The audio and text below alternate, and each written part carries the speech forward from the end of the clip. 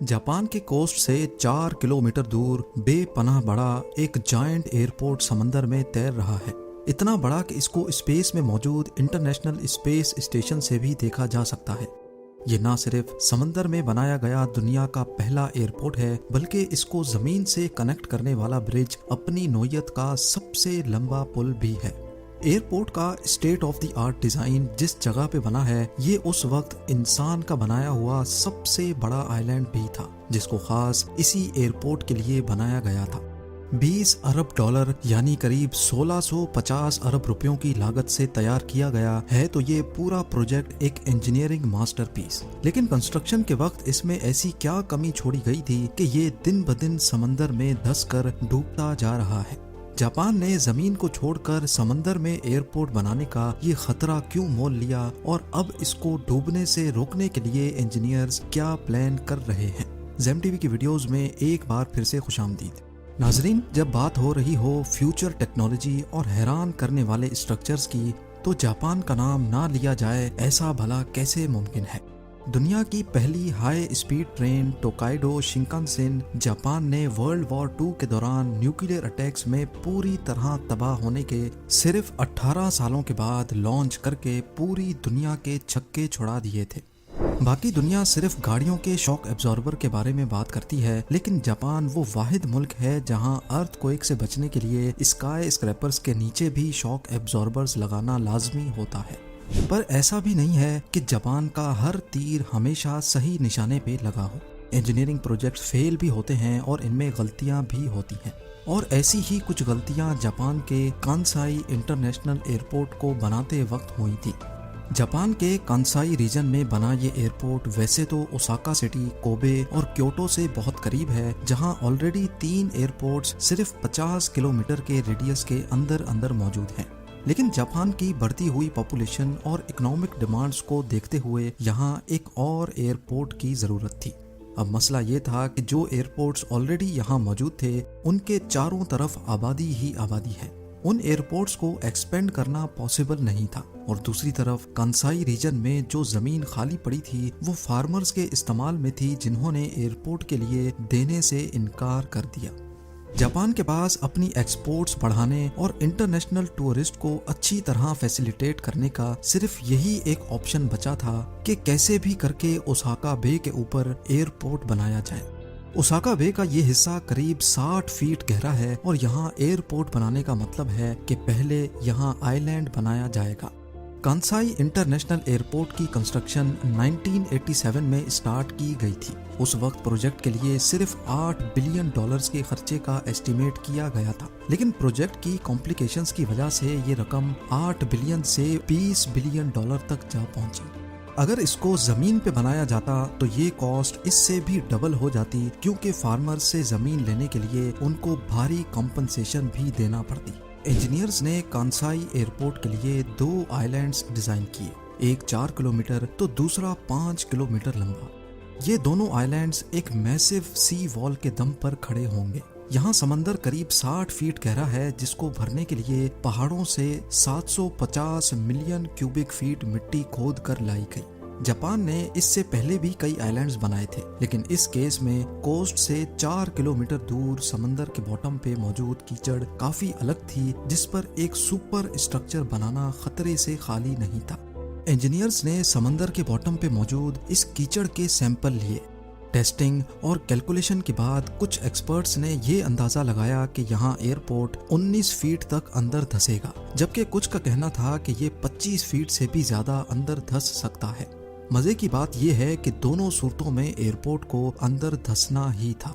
खर्चा बचाने के लिए ऑफिशियल्स ने आइलैंड और एयरपोर्ट की फाउंडेशन को 19 फीट धंसने के हिसाब से डिजाइन करवाया, और यही इनकी सबसे बड़ी गलती थी। कंस्ट्रक्शन प्रोसेस का सबसे पहला मरहला ओशन फ्लोर को सख्त करने का था। 10 lakh drilling pipes ocean floor में डाले गए और उनको वाइब्रेट किया गया। इस वाइब्रेशन की वजह से जो लूज सैंड थी वो कंप्रेस हो गई, जिससे फ्लोर काफी हद तक सख्त हो गया। पाइप्स निकालकर पीछे रह जाने वाले 10 लाख ड्रिलिंग होल्स में पानी जज्ब करने वाली स्पेशल रेत डाली गई। दूसरी तरफ 24 किलोमीटर लंबी सी वॉल को बनाने के लिए 48,000 कंक्रीट ब्लॉक्स का इस्तेमाल किया गया। सी वॉल को जायंट स्टील चैम्बर्स में पत्थर और मलबा डालकर बनाया गया और फिर इन स्टील चैम्बर्स के बीच में कंक्रीट ब्लॉक्स रखे गए। सी वॉल बनाने का सिर्फ एक ही मकसद था कि एयरपोर्ट को टाइफून और उसकी वजह से पैदा होने वाली खौफनाक लहरों से बचाया जा सके। अब सी वॉल के अंदर मिट्टी डालकर आइलैंड की हाइट को समंदर के लेवल से 65 फीट तक बढ़ा दिया गया। आइलैंड बनाने के बाद कंस्ट्रक्शन वर्कर्स ने एयरपोर्ट और रनवे की कंस्ट्रक्शन का काम स्टार्ट कर दिया। 1990 में ओसाका से एयरपोर्ट तक ब्रिज को भी बना दिया गया जो करीब $1 बिलियन का खर्चा खा गया। कांसाई इंटरनेशनल एयरपोर्ट का अंदर धंसना पहले से तय था, लेकिन इंजीनियर्स और ऑफिशियल्स को एक बहुत बड़ी गलतफहमी थी कि एयरपोर्ट सिर्फ 19 फीट अंदर धंसेगा, जबकि कंस्ट्रक्शन के दौरान ही आइलैंड करीब 34 फीट तक अंदर जा चुका था। आइलैंड जो समंदर से 65 फीट ऊपर उठाया गया था, उसमें से 34 फीट एयरपोर्ट लॉन्च होने से पहले ही कम हो चुके थे। इस गहमा गहमी में इंजीनियर्स ने एस्टीमेट लगाया कि 50 सालों में आइलैंड समंदर से 13 फीट की ऊंचाई पर आकर अच्छी तरह स्टेबल हो जाएगा।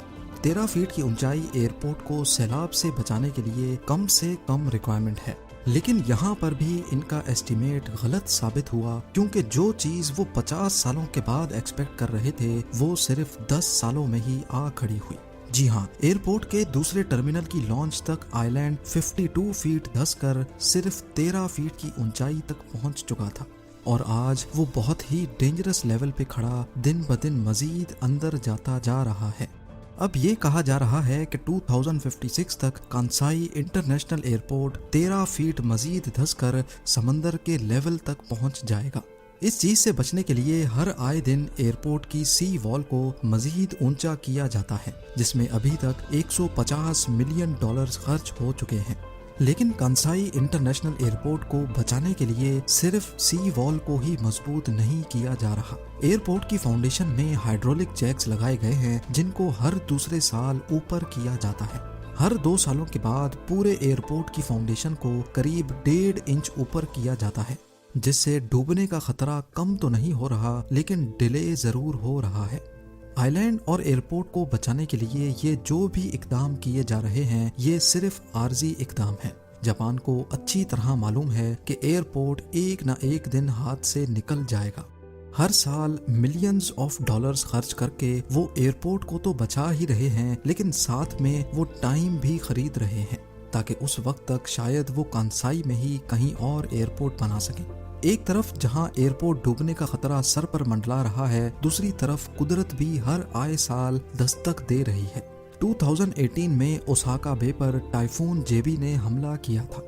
ये तूफान इतना शदीद था कि इसने समंदर का लेवल 10 घंटों के लिए बढ़ा दिया और सारा पानी कांसाई एयरपोर्ट में दाखिल हो गया।